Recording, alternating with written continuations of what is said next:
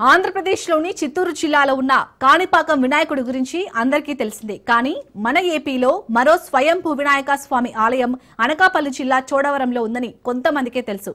బావిలో ఉండే ఇక్కడి గణపయ్య విగ్రహం నానాటికి పెరిగిపోతుందని స్థానికులు చెబుతుంటారు. ఇక్కడి విఘ్నేశ్వరుడికి స్వయంభుగా వెలిసారని స్థల పురాణం చెబుతోంది.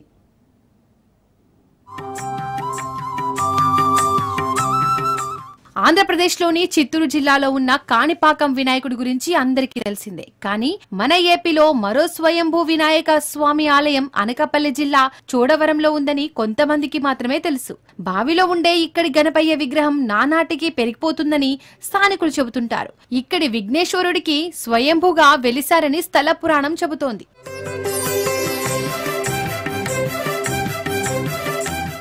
అనకాపల్లి జిల్లా చోడవరంలో ఉన్న గణపతి స్వామి ఆలయానికి సుమారు 200 ఏళ్ల చరిత్ర ఉన్నట్లు స్థానికులు చెబుతుంటారు.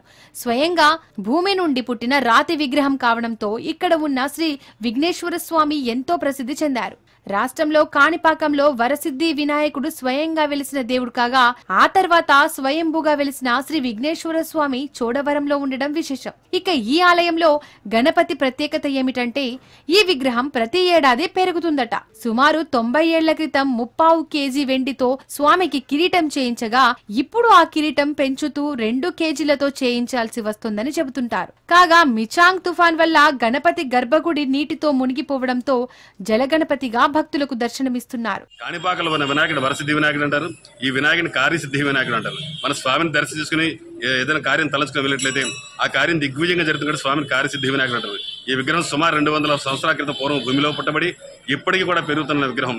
పెరుగుతుంది అనడానికి నిదర్శనం ఏంటంటే, స్వామివారికి ఉన్న పూర్వాభరణాలకి ప్రస్తుతం ఉన్న ఆభరణాల వ్యత్యాసాన్ని బట్టి విగ్రహం పెరుగుతుంది అనడానికి మనకు నిదర్శనం. సుమారు 90 సంవత్సరాల క్రితం స్వామివారికి 3.5 కేజీ వెండి కిరీటం ఉండేది.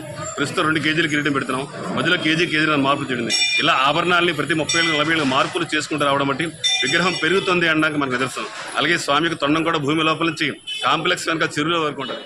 ఇక్కడ సుమారు 800 ఏళ్ల క్రితం చోళరాజులు, మాత్స్యరాజుల కాలంలో గంగా సమేత శ్రీ గౌరేశ్వర స్వామి స్వయంభూగా వెలిసారట. భూమిలో స్వయంగా శివలింగం పుట్టడం వల్ల స్వయంభూ ఆలయంగా ప్రసిద్ధి చెందింది. తురుష్కుల కాలంలో జరిగిన యుద్ధంలో ఆ శబ్దానికి శివలింగం శిథిలమైందని, ఇక సాంబశివుడు విఘ్నేశ్వరుడికి చెందిన స్వామి స్వయంగా భూమిలో పుట్టడం వల్ల తండ్రి కుమారుడిని ఒక దగ్గర పెట్టడం కోసం పెద్దలు గణనాథుని విగ్రహాన్ని తవ్వగా స్వామి తొండం చివరి భాగం కనిపించలేదట. దీంతో ఆనాటి పెద్దలు కదపడం కుదరదని, అది దైవ ఆజ్ఞని తెలుసుకొని ఎక్కడి స్వాములకు అక్కడే ఆలయాలు నిర్మించారు. ప్రపంచంలో ఎక్కడా తండ్రి కొడుకుల స్వయంభూ ఆలయాలు ఒకే చోట ఉండవు. అలా ఉంటే ఆ ప్రాంతం పుణ్యక్షేత్రం అవుతుందని పూర్వీకులు చెబుతుంటారు. స్వామివారి యొక్క నవరాత్రి మహోత్సవంలో 27/8/2025 నుండి 4/9/2025 9 రోజులు కూడా స్వామివారికి అభిషేకములు మరియు హోమాలు జరుగుతాయి. స్వామివారికి మరియు వినాయక చవితి రోజు బుధవారం 27వ తారీఖున ఉదయం నుండి కూడా స్వామివారి వచ్చిన భక్తులకి ఉచిత ప్రసాదం, మంచినీటి సరఫరా, ఏ విధంగా ఇబ్బంది లేకుండా పోలీసు బందోబస్తుతోటి స్థానిక శాస్త్రజ్ఞులతో కూడా ఈ యొక్క కమిటీని ఏర్పాటు చేసి జరగని కార్యక్రమాల్లో ఏ కార్యక్రమాన్నా తెలుసుకున్నా ఏదన్నా చేయాలనుకున్నా ఫస్ట్ స్వామివారి దగ్గరికి వచ్చి దర్శనం చేసుకుని వెళ్తే ఆ కార్యక్రమం దిగ్విజయంగా అవుతుంది. చుట్టుపక్కల ఉన్న ఊరు వాళ్ళందరూ ఇక్కడికి వచ్చి పెళ్ళిళ్ళైనా ఏమైనా ఏదైనా శుభకార్యమైనా ఫస్ట్ వచ్చి స్వామివారిని దర్శించుకుంటారు.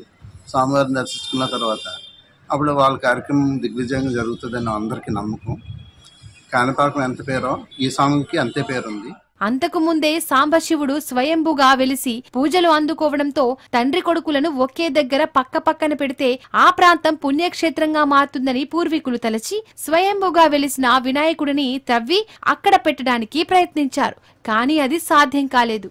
ఇక్కడ ఉన్న శివాలయం, వినాయక స్వామి ఆలయాల్లో నిత్యం నీరు ఊరుతూ ఉంటుంది. అందుకే ఇక్కడ వెలిసిన శివయ్యను గంగా సమేత శ్రీ గౌరీశ్వర స్వామిగా కొలుస్తారు. అలాగే విఘ్నేశ్వర స్వామి వారి ఆలయంలో నీరు ఊరుతుంది. వర్షాకాలంలో స్వామివారు శిరస్సు మాత్రమే బయటకు కనిపిస్తోంది. ఆలయంలో కొడమంచిలి వంశీయుల ఆధ్వర్యంలో పూర్వం నుండి అర్చకత్వం జరుగుతుండగా బాలగణపతి సంఘం ఆధ్వర్యంలో ఆలయం అభివృద్ధి చెందింది.